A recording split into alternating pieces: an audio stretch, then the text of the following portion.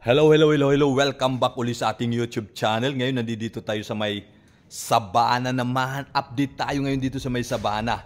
At good news kasi tuloy-tuloy yung gawa, no? Katulad ito nakikita ninyo.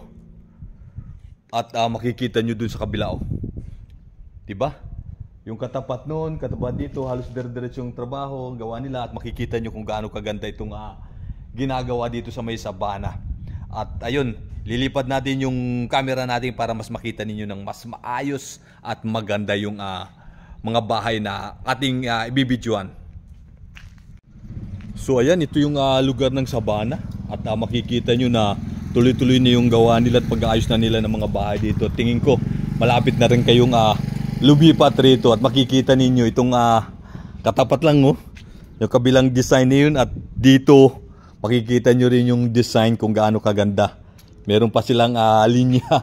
At ayun, dire-diretso na yung trabaho. At makikita din natin yung para sa tubig, oh. Halos nakaporma na lahat. At mapapansin din natin na merong in-between din na inayos na, pinaganda natin ito. Mukhang tapos na to kasi nakalak na yun, oh. Huwag na natin pakialaman yan, huwag na natin pasukin yan. At doon din sa kabila, ayun, oh. At dito, merong oven. So, very common naman. Lahat mga nating mga bahay, isa talaga yung design, no? Iba-iba lang, pero makikita nyo na ano. Okay? So, ayan, oh. Very common yung design. So, may malaking bintana para sa kwarto at maliit na bintana para sa sala ng bahay. At syempre, pagpasok mo, hinati yung bahay sa gitna para sa kwarto at para sa sala naman. At ayun, shoutout sa mga gumagawa dahil napakalinis at napakapulido ng kanilang pagkakagawa. Kahit na sa sahigo, no? At saka yung wiring nila talagang inaayos nila. Minimix yun nila o inaayos nila na talagang lahat magpapunction, no? Diba? At ayun, makikita nila, chinek nila kung talagang may wire pa para makita nila katulad din noon, no? Para yung mga outlet talagang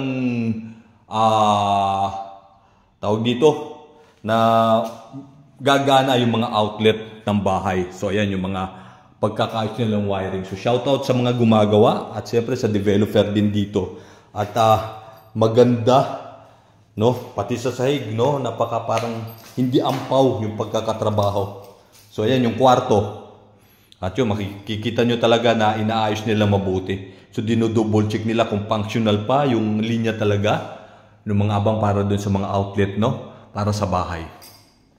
At syempre, yun, yung pinakalababo, di ba? At syempre, meron na lababo. At kaya naman dito, ito na yung bagong design na nakikita ko dito sa may Sabana, kadalasan, no? Itong lababo na to, pinalubog ito dito sa may butas para nga naman yung tubig, dire-diretso na ron. So syempre, may cabinet at CR. So ayan yung CR. And then yung faucet. At para sa akin, napakaganda at napakalaki din ng CR na to. Ayan, no? At syempre, extension sa likod. Ayan. Yung kapitbahay mo, dyan sa likod. Hindi pa inaayos. At dito pa lang yung mga inaayos na lugar ng mga kabahayan. Okay, so yun. Dito sa may block 63. At anong block ba itong kabila na to? So yung kabila na yun, block 63. Kikita nyo ba? Ayan, oh. Block 63. So dito, walang nakalagay kung anong block ito. Pero yung katapat niya ay block 63. Itong kabila na to. Oh, block 64 pala yun. May nakita tayo. May sulat ng lapis na yan. Ayan, oh. 64-14. So, assuming ako block 64 kasi 63 yung kabila, no? At yun na nga, sasabi ko, napaka ganda ng pagkakawa at pagkakakabit ng tiles ngayon dito. So, hindi siya ampaw. No? Kaya napakalinis tingnan nung bahay talaga.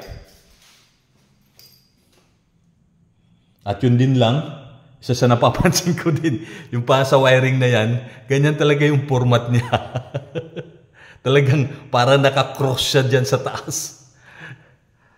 So far, so good naman lahat, no? Napakaganda at parang napakapulido ng pagkakagawa ng bahay. Okay, so pati pagkakabit ng tiles, hindi mo makikitang parang ampaw.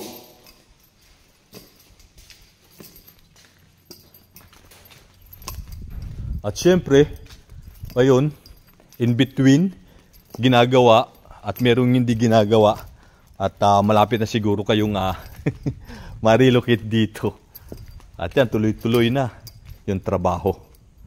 So, maganda yung ma-assign dito sa bahay na to. Yung magiging beneficiary na to. Itong corner lot dulo. Kasi, kita nyo, ito pa yung pupwede nating maging function area. So, although ilog na to dito, pero pupwede niya po ito magamit. Kung mahilig kayo magtanim ng gulay, magawa ng tambay-tambayan ninyo, meron pa kayong pinaka-extension. Kaya mapalad yung mapupunta dito sa lugar na to, yung corner lot dulo. Kasi ito na siya. At kahit na ito dito rin sa may block 63, yung dulong lugar, meron pa rin kayong magiging function area. So siyempre yung gilid na yan, ilog na yan dyan. Yung mga kakawayan na yan, ilog na yung lugar na yan dyan. Pero napakataas ng ilog na yan. Kung anuhin nyo sa palapag ng gusali, tingin ko 4, no? Magmula doon sa pinakababa ng ilog hanggang dito sa taas na to. Ganun kataas yung ilog na yan dyan. Okay, so ayun, yung update natin dito sa may Sabana. At nakakatuwa dahil tuloy-tuloy na yung sa pag-aayos nila ng mga kabahayan.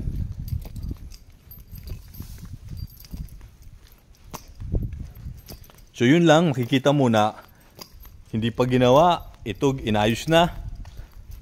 So inayos na at hindi pa inayos. So alternate, no? So siguro yung talagang kailangan ng ilipat at nakaano doon para sa pag-round off ng kanilang mga pabahay kung kanino mapupunta. Ayun yung mga ginagawa nila.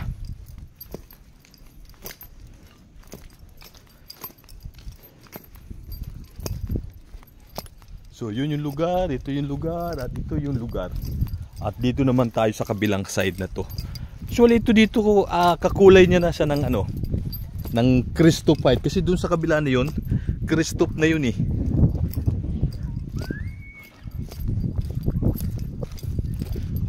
So ayan dito, Block 64. Halos gawa na dito lahat to. At may design lang siya na parang strip, no, na line. Kaya napaka-elegante tingnan ng mga kabahayan na to. Dahil sa pag-aayos sa pagpipintura. Tapos yung pinto niya rin, parang muscular yung dating. No, parang solidong kahoy yung pagkakagawa. At dito sa likod ng Block 64, parang halos lahat inayos na maliban dito sa isa na to. At yung katapat niya mukhang merong ng na-relocate siguro dito. Dahil may kurtina na. No? At yun, nakakabit na yung kanyang tubig line. So ayun na. So meron na ngang nakalipat dito kasi may tubig na eh. At kahit na dito sa kabila, yung Block 65, Lot 20. So meron na rin to ditong tao. At saka itong kabila na to, napaayos na eh. Ayan na oh. So ayun, mukhang malapit na kayong malipat din dito sa mga magiging beneficiary sa ito nga pagka na corner lot ka, napatsimpo ka dito sa corner lot na to katulad nito, 'di ba? At merong espasyo, so maaari mo pang magamit itong espasyo na to dito. At yun din doon sa kabila na yun. Ito nga yung sinasabi kong ilog, ayan sisilipin natin para magka-idea kayo. Ayan, ang taas niya, no? Kung naano nyo, napakatas yung ilog na yan. Itong ilog na to.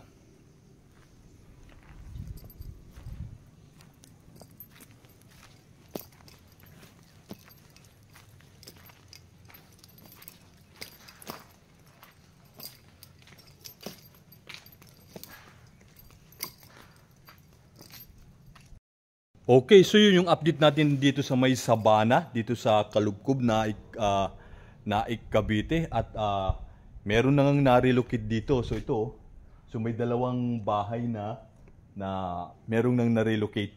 Katulad yung isa, pinaayos na rin nila yung kanilang harapan ng bahay at siyempre nakakabit na rin yung mga tubig at may kurtina na kaya masasabi nating may na-relocate na dito. Although yun, wala pa nga lang sila talagang ilaw din. Pero kikita nyo na na-relocate na sila. So ito yung update natin dito sa may Sabana Homes. At ito naman yung isa sa design pa compare doon sa last na video natin na iba din yung pagkakadesign nila nung mga bahay. So ito makikita natin napakaayos, napakalinis lalo na sa loob at saka yung pagkakaayos ng tiles, no? Pagkakalagay ng tiles, maano natin na parang intact at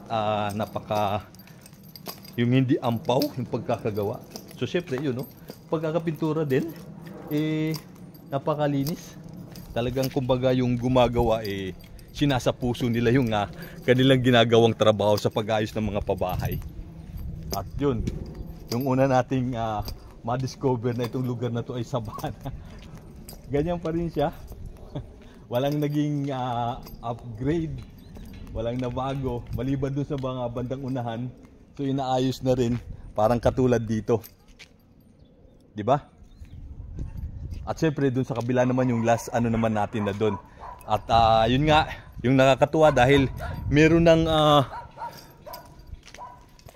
dalawang pamilyang na-relocate dito sa Sabana. So baka bukas makalawa, kayo na yun naman yung malilipat na dito.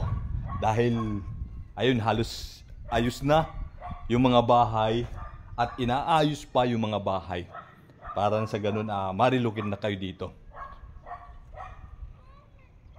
So nakakabilid, no? Nakaka-inspire na ganito na ngayon yung gawa ng NHA sa mga pabahay ng gobyerno. Kikita mo, napaka-elegante na lang. So syempre, nasa atin na lang tawag dito, mga tao, magiging beneficiary para mas mapaganda at mapaayos pa natin yung mga bahay na pagkakatiwala sa atin ng NHA. Diba? So shout out din sa mga gumagawa, sa mga developer kasi nakikita ko rin na talagang maayos at magaganda na yung mga pabahay ngayong taon na to. Karamihan halos. So katulad dito sa Sabana na to at doon sa may Hyacinth din, Hyacinth Extension, parang Hyacinth Extension ata yun na maayos at maganda. Kahit yung pagkakakabit ng tiles, pagkakapintura sa loob, halos lahat, no? Wala akong masabi. Maganda ang pagkakaayos at pagkakagawa. So sa NHA, shoutout po sa inyo at sa developer, no? Magaling at talagang makikita natin na talagang inaayos naman nila yung paggagawa ng bahay. At syempre dun sa mga nagtatrabaho na talagang sila yung nagtatayo, nag-aayos, no? Ng mga pabahay na to. Shoutout din sa kanila kasi talagang pinagbubuti nila, no, na maging maayos, maging maganda at kaaya-aya para sa mga magiging beneficiary ng mga pabahay na to. Okay, so yun. Ayun yung update natin dito sa Sabana. Marami pong salamat sa mga walang sawang sumusuporta sa ating YouTube channel, sa mga nagsasubscribe sa ating YouTube channel. At ano pa ba? Yun, maraming salamat po sa inyong lahat. Thank you po.